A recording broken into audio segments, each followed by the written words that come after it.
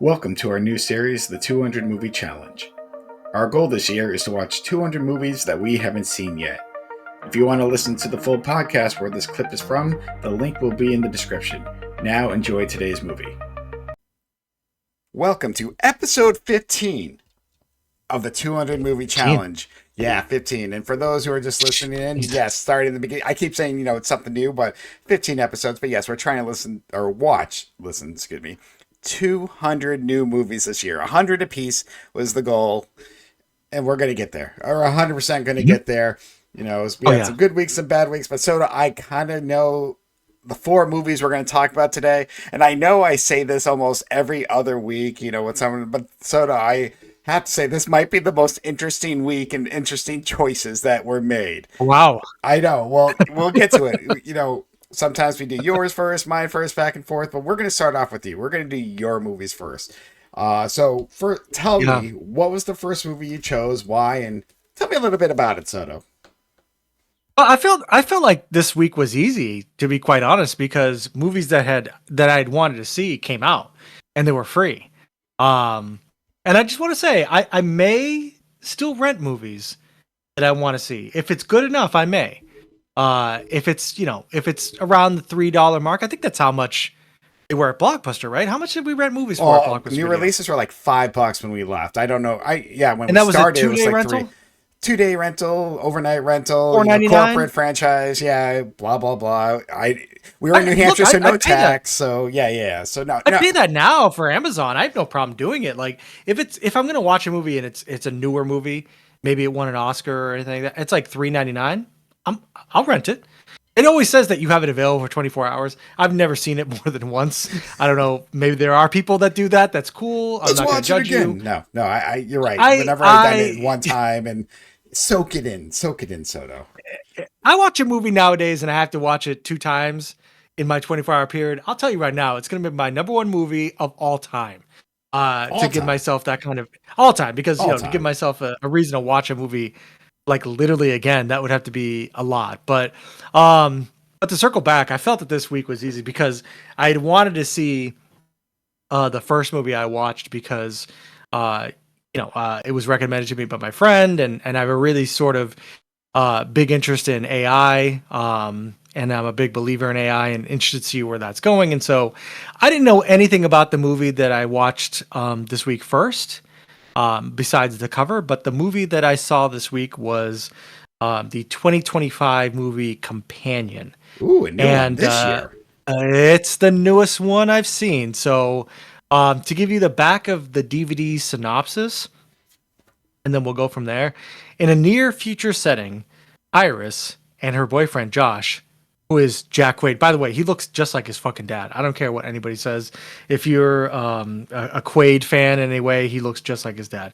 Embark on a weekend getaway with friends at a secluded lake house. The retreat takes a sinister turn when Iris discovers she's an AI companion manipulated by Josh through a control app. As secrets unravel and tensions escalate, Iris fights to reclaim her autonomy in a tale that blends horror, sci-fi, and dark comedy. Now, interesting. Yeah, right. So you turn the DVD around and you're looking at it in the middle of a Blockbuster on a Friday night. That's what you read, right? Yeah. So, I saw it last year. I saw the movie Her for the first time. We didn't get to do an episode about it. I know we had some things planned.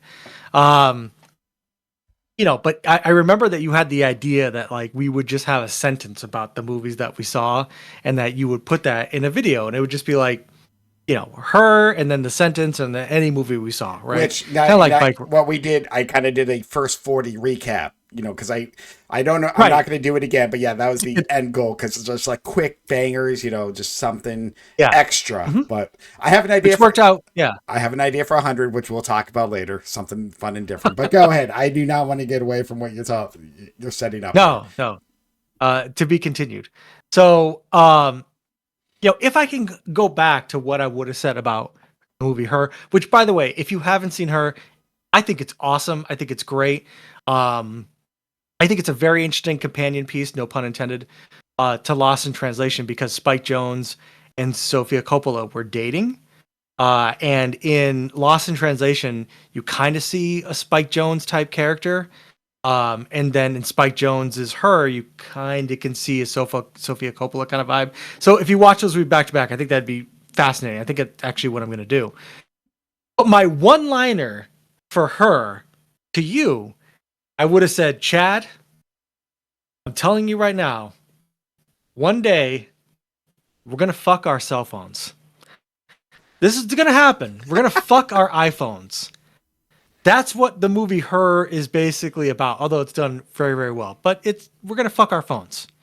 And with AI and everything, I'm sure you've already seen, there's already like AI OnlyFans, and there's already like a kind of an idea for that too. And there's a lot of a population of male population is very lonely. I think I think this would be a product that would actually be sold. I don't think it's anywhere near where it's going to be, but eventually there will be AI companions, and people who can't get significant others are gonna purchase them, and that's what they're gonna do, and they're gonna be integrated in society. So when I walked into this movie, I thought it'd be more. I didn't know anything about it. I didn't see a trailer for it, so I thought maybe it'd be more of a movie about the trials and tribulations of dealing with an AI companion.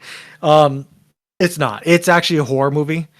And as the back of the DVD synopsis says, it's she discovers she's an AI companion in the middle of this whole thing. And Jack Quaid's character uses her for like nefarious purposes. And the whole movie is kind of the tension of the movie is kind of built on, this thing happens, and then they're trying to get her, and then it's kind of like a chase, and then you're unraveling, the secret plot that was going on. It didn't really explore the ideas of AI. It kind of did in a way where it was like, how does it replace like an actual human relationship, and how does it think about that stuff? So it did touch on it. It was shot very well. It was done very well. I think that there was a good mix of horror and satire too. And I thought it was pretty original too. It's rated on Rotten Tomatoes at 94% as well, which I was like, wow, that's really high. Damn. Yeah, but I mean, I think it's a pretty like, it's a good movie. It's not very long. It was like an hour and 46 minutes, I think I want to say. And it was a nice, just quick, bite-sized, sort of little horror movie to watch, and it had a really good payoff. I don't think that there was anything really like sort of anything that stood out about it, other than the fact that I have a crush on the main actress. I think her name is Sophie Thatcher. She was just really cute as the AI companion, but other than that, it was pretty, whatever to me. I don't know if I'd rate it 94 on Rotten Tomatoes, but I thought it was pretty good, and I would definitely recommend it to anybody who just wants to like if somebody was coming up to me tonight and was like, hey, what movie should I rent tonight on a Friday? I'd be like, oh, rent this. Have a couple beers or have some wine and just watch this. It doesn't demand a lot of you, and I think that you would enjoy it. So good take, I guess the big question is, where would I rank this? Where do you rank this? That's always the question we ask, because now looking through your 30 movie list, Soto. I know. We talked about this too, because imagine when this is like 72. Oh, it's gonna be like, I'll put this at number 54. I just like the in between, and like I said, the list is gonna be hilarious at the end. But anyhow, we're not there yet. Where is Companion? Hey, I'm like, yeah, because like I'm looking at. Oh my god, I've seen a lot of fucking movies. It's funny. A good friend of mine had texted me the other day, and he said, what movies have you seen recently? Like, are you watching anything, right?